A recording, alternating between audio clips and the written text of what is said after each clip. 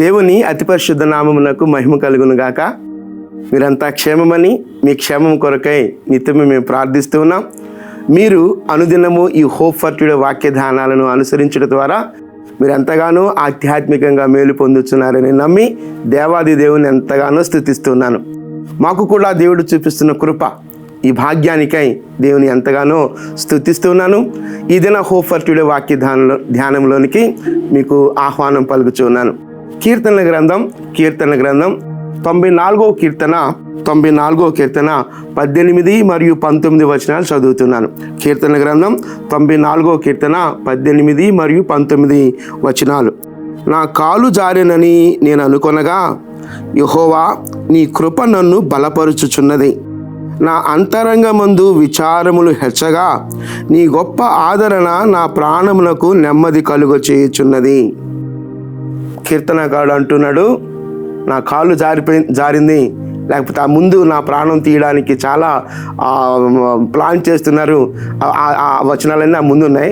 ఇక నా పని అయిపోయింది, ఇక నా కాలు జారిపోయింది, ఇక నేను పట్టు తప్పిపోయాను నా జీవితం మీద, లేకపోతే నేను ఏదైతే చేయాలనుకుంటున్నానో నేను పట్టు తప్పిపోయాను అనుకున్న టైంలో యెహోవా కృప నన్ను బలపరిచింది అని చెప్తున్నాడు కీర్తనకారుడు. యెహోవా కృప నన్ను బలపరిచింది అంటున్నాడు.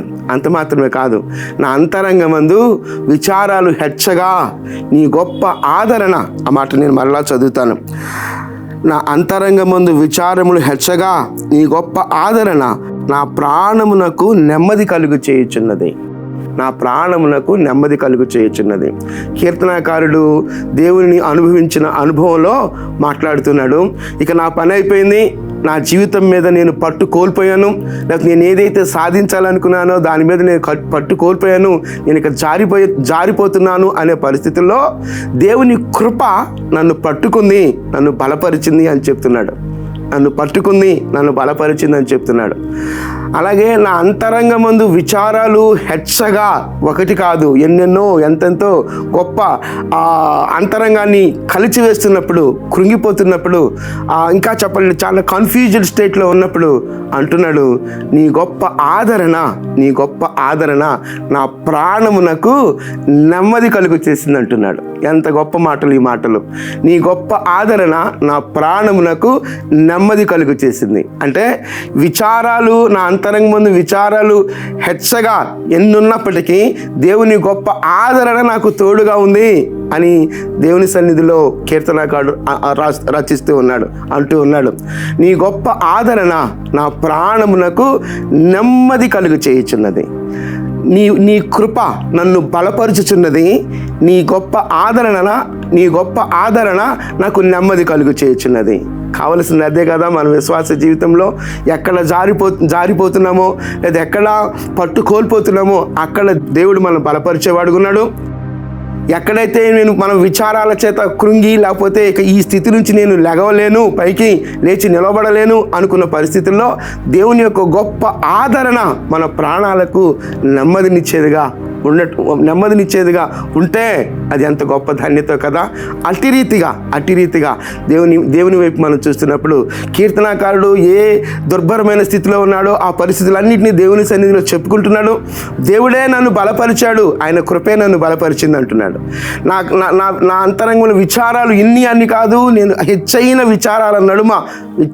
విచారాలతో నేను ఉన్నప్పుడు దేవుని యొక్క గొప్ప ఆదరణ నా ప్రాణమునకు నెమ్మది కలుగు చేసింది అంటున్నాడు.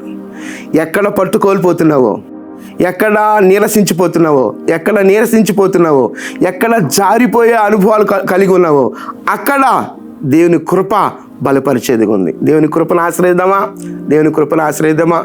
ఎంత మన హృదయ అంతరంలో ఎన్ని విచారాలు ఉన్నప్పటికీ ఆ విచారాలన్నిటి నడుమ మనకు ఒక గొప్ప నిరీక్షణ కిరణం మనకుంది. అదేంటంటే ఆదరణ.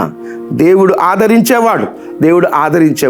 ఆ ఆదరణ గొప్ప ఆదరణ ఏం చేస్తుందనంటే మన జీవితాలకు నెమ్మదినిచ్చేదిగా ఉంది. కాబట్టి దేవా, నీవు నన్ను బలపరిచే దేవుడవు. దేవా, నీవు నాకు నెమ్మదినిచ్చే దేవుడవు.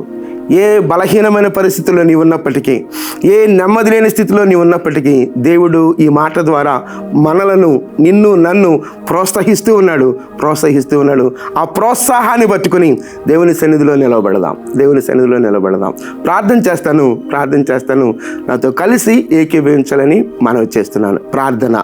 కృపగలిగిన దేవా, దయగలిగిన మా తండ్రి, మీ ఘననామానికి వందనాలు, స్తుతులు, స్తోత్రాలు చెల్లిస్తున్నాం. నిజమే ప్రభువా, జారిపోయే పరిస్థితులలో మీ కృప మమ్మలను బలపరిచేది ఉంది ప్రభువా.